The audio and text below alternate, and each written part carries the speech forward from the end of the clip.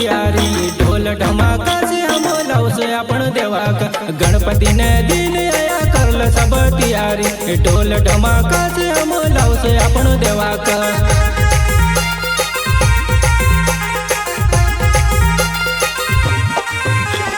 गणपति ने दिन आया करल सब तैयारी ढोल धमाका से हम लावसे आपण देवाक गणपति ने दिन आया करल सब तैयारी ढोल धमाका से हम लावसे आपण देवाक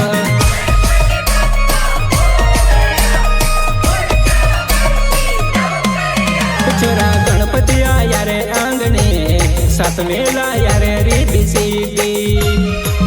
छोरा गणपति आया रे आंगणे सात मेला आया रे रिद्धि सिद्धि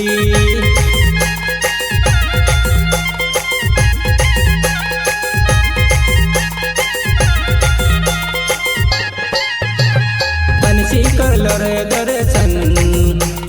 पूरी है जैसे मन कामना मनसी करल रे दर्शन पूरी है जैसे मन कामना देवा हो देवा गणपति देवा एक दंत दयावंत चार भुजाधारी देवा हो देवा गणपति देवा एक दंत दयावंत चार भुजाधारी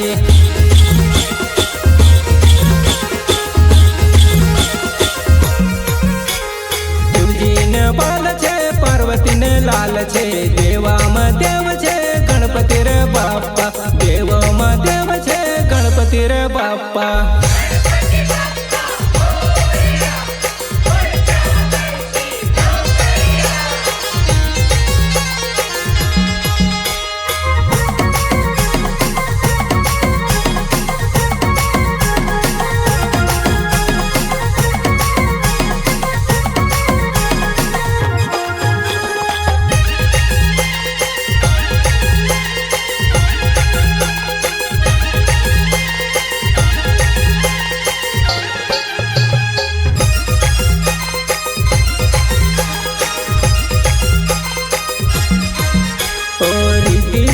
के देवा हम सब कर रे तारी सेवा रिद्धि सिद्धि के देवा हम सब कर रे तारी सेवा रिद्धि सिद्धि के देवा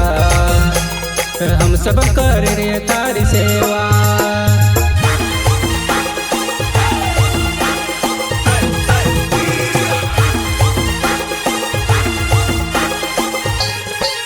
बोलो गजानन के कितने नाम एक नाम ले लो होवे काम गजानन के कितने नाम एक नाम ले लो होवे काम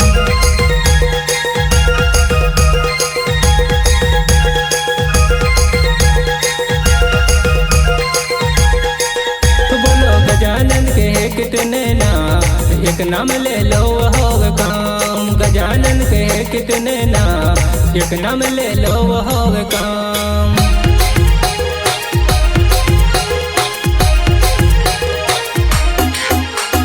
नाक बबन लांब छे कंठ बबन मोटा छे धीरे धीरे बोलते भी बाबू अपने समझ ले नाक बबन लांब छे कंठ बबन मोटा छे धीरे धीरे बोलते भी बाबू अपने समझ ले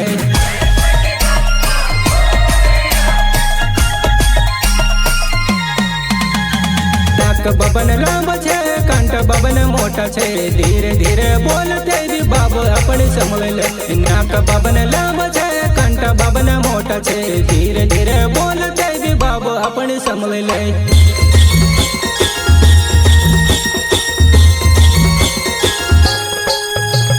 गणपति ने दिन आया करल सब तैयारी ढोल धमाका से हम लावसे आपण देवाक गणपति ने दिन आया करल सब तैयारी ढोल धमाका से हम लावसे आपण देवाक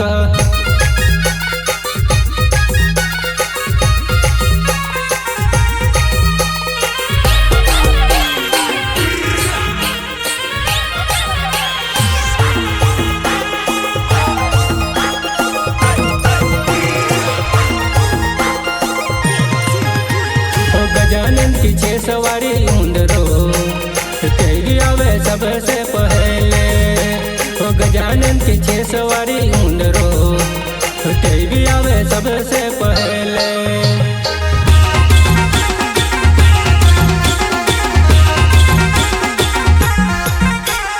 मोटा मोटा घना देव छे ते भी गण से पहले पूजाए। मोटा मोटा घना देव छे ते भी गण से पहले पूजाए।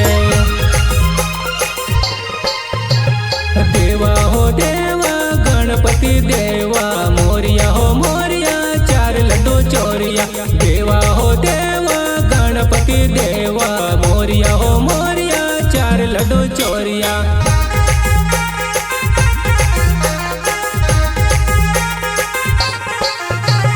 गणपति आयो रे भगवान शुरुआत कर ले रे लेके नाम। गणपति आयो रे भगवान शुरुआत कर ले रे लेके नाम। शुरुआत कर ले रे लेके नाम। शुरुआत